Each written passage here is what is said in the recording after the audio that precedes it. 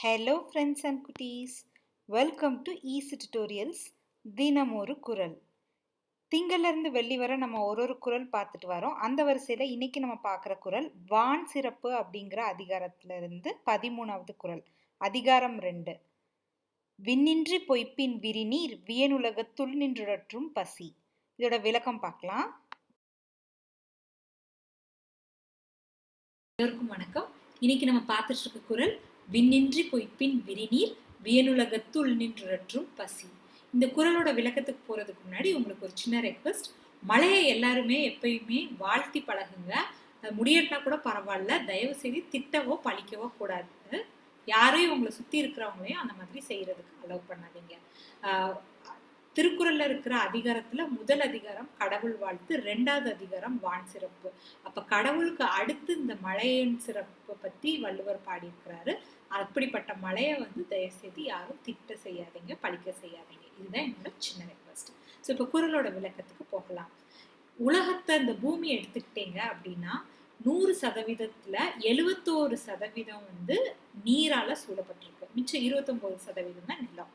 அந்த 71% நீரை இப்போ 100ன்னு வச்சுக்கலாம். இப்போ ஃபுல்லா நீர் இருக்கிற உலகத்துல இருக்கிற எல்லா நீரையும் 100% எடுத்துக்கிட்டீங்கன்னா அதுல 95% கடல் தான் இருக்கு. 5% தான் ஆறு, குளம், கிணறு, ஆறு, கேணி இதெல்லாமே இருக்கு. அப்ப இந்த அளவுக்கு தண்ணீர் இருக்கு. இதுல மனிதர்களுக்கு பயன்படுகின்ற தண்ணீர் எது அப்படின்னு பாத்தீங்கன்னா இந்த ஆறு, கிணறு, ஏரி, குளம்ல உள்ளதுதான்.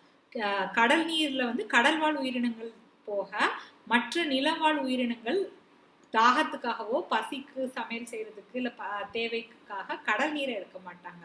இந்த மலையை சார்ந்திருக்கிற ஆறு, கிணறு, குளம், ஏரி இதோட நீர்களை தான் எடுத்துக்குவாங்க.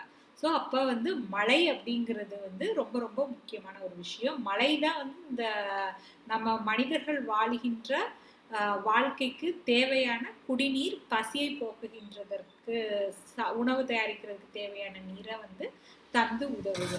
அப்படி தந்து உதவுற மழை பொய்த்து விட்டா இந்த உலகத்துல 3ல் 2 பங்கு தண்ணி இருக்குங்க.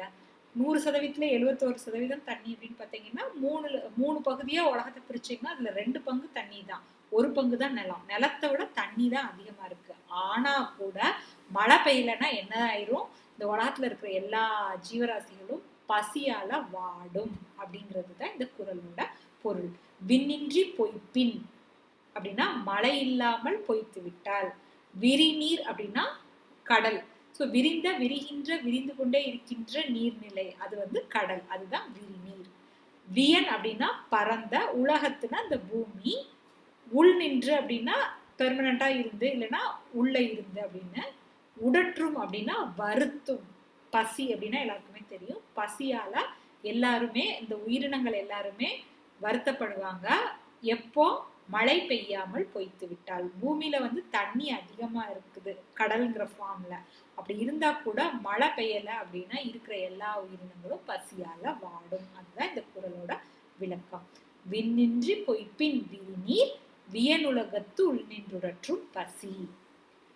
வேறொரு குறளோட நான் உங்களை சந்திக்கிறேன். நன்றி. உங்களுக்கு இந்த வீடியோ பிடிச்சிருக்குன்னு நினைக்கிறேன். தினமும் ஒரு குரல் படிக்கிறது ரொம்ப சிறப்பான விஷயம். அதனால இந்த வீடியோவை கட்டாயம் உங்கள் ஃப்ரெண்ட்ஸோட ஷேர் பண்ணுங்கள், லைக் பண்ணுங்கள். உங்களோட வேல்யூபிளான கமெண்ட்ஸை எங்களுக்கு போஸ்ட் பண்ணிட்டே இருங்க. தேங்க்ஸ் ஃபார் வாட்சிங் ஈஸி டுட்டோரியல்ஸ். நீங்கள் புது வியூவராக இருந்தால் கட்டாயம் சப்ஸ்கிரைப் பண்ணிடுங்க. பெல் ஐக்கான நோட்டிஃபிகேஷன்ஸ் ரெகுலராக வர்றதுக்காக கிளிக் பண்ணிக்கோங்க. நன்றி.